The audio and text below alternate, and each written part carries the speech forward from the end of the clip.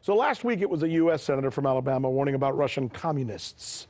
This week it's the British warning Russia by letting them know that the UK will bolster its defense spending. By the way, there's an admiral now talking about this too. And now the Senate, or at least there are reports that the Senate is seeming to confirm today that they have not been able to find any connection between the Russians and the Trump candidacy. By the way, that does not mean that the Russians were not anti-Hillary Clinton or even that they did not do everything they could do to make sure that she wasn't elected. And by the way, every country does that, including ours. What it means is that the Mueller investigation may end up being more about corruption than it is about Russia. Will that matter? If that's the case, will it keep Cold War fanatics at bay? Probably not. We begin our coverage with RT's Polly Boiko and a look at the British War Secretary's statements yesterday. Well, this was a speech where Gavin Williamson unveiled his future plans and ambitions for the British military. He said that Brexit is a historic moment and an opportunity for the UK, and he listed all the new gadgets and the state-of-the-art toys and equipment that he has on order. He spoke about the British military needing to increase its mass and lethality, which led to questions about how he's planning on funding increasing this mass and lethality. Take a listen.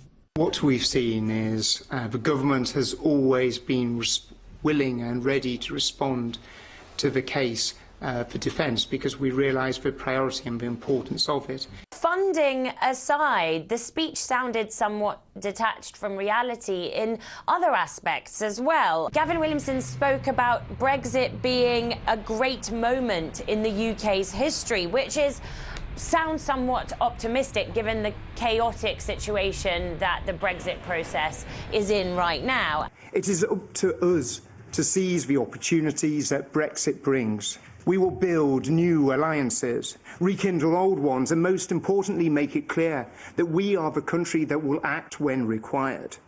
We should be the nation that people turn to when the world needs leadership. He also spoke of Britain being ready to intervene to protect the international rules-based order, which seemed to completely gloss over the interventions that Britain's taken part in that haven't quite gone to plan. For example, Iraq, Afghanistan, Libya, to name but a few. Polly Boiko reporting, and that you see right there is John Jordan. He's our geopolitical go-to guest, who's also a lawyer and a former naval intelligence officer. You know, something funny's been going on the last couple of days. You just saw in Polly Boiko's report this British secretary essentially saying that they need to beef up their military in case they're attacked by Russia any day now. Then we had this guy last week you and I talked about who said the Russians are all a bunch of communists. I guess he didn't know that the Cold War had ended back in the 90s, as you described. And then we also got this, John, just today, U.S. Chief of Naval Operations, a fellow named John Richardson, saying that we now have to go on the offensive against Russia and China and that we may have to push first. John, as I often say to you, what gives? This is a really important story, Rick, and this is what Admiral Richardson said is far more significant than some senator from Alabama speaking off the cuff or some British politician talking about spending resources they don't have on a military that really isn't particularly potent right now in the power projection business. Admiral Richardson has been described in so many media outlets, including a lot of Russian ones, as kind of being as speaking in a hot-headed way about this. And what's really ominous about this is nothing could be further from the truth. Admiral Richardson's actually a very thoughtful, measured guy. And for him to say something like this is to be taken very seriously and tells you exactly how far the escalation between the West and Russia really has gone. It's because his statements were not walked back by the Defense Department, were not walked back by the State Department, and spoken by somebody who does not speak shoot from the hip. It's to be taken seriously and very ominous about exactly how these policy disasters and misunderstandings have gotten us to where we are. Well, and China is the only winner here. Yeah, but you're leaving me hanging here. Does this guy know something that that we don't know? Where you know, the Russians are about to do something that we don't know anything about? Why is he saying this? No, well, yes and no. What he's talking about is about America's military posture being more forward-leaning in places like the Sea of Azov, the Black Sea, or the South China Sea. That he doesn't want America militarily to be in a position of constantly and only reacting to moves by China's military or Russia's military. So it's showing a willingness to escalate, and if necessary, to not merely be reactive, but to perhaps be the initiator in some cases. Yeah, but I can expect something like that from the crazies, you know, the Pompeos and the Boltons and, you know, the Elliot Richardson. I mean, the other guys out there. But I wouldn't expect somebody like this to say this. Let me ask you something else, by the way. There's a report today that the Senate will likely find that there was no real connection between the Trump candidacy and the Russians. I still think in the end they're going to probably find some corruption on the part of the Trump family. It'll have less to do with the Russians. Do you think that'll lessen this hawkish behavior we have in this country that you and I end up always talking about weekly? Well, I hope that the temperatures come down for a variety of reasons that we've talked about in the past, talk about again. You got to look at what's happening here. First of all, you see the Democrats signaling that now they're shifting more towards the financial aspects because they feel that Mueller has been less than thorough, per Adam Schiff last week.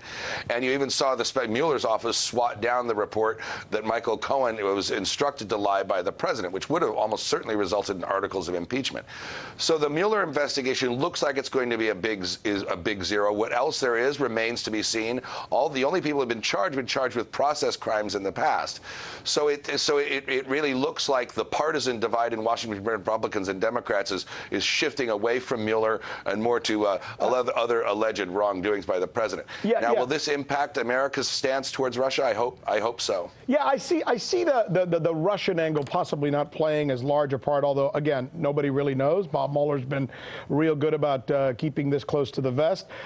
I think, you know, the inaugural $26 million that's unaccounted for, the Mar-a-Lago visits by the Chinese, the Kushner 666 building, the Qatar deal for $6.5 million. I mean, there could be a there. I don't know. I'm not a prosecutor, but I think there's enough fodder there that it could turn into trouble for Trump, having nothing to do with the Russians.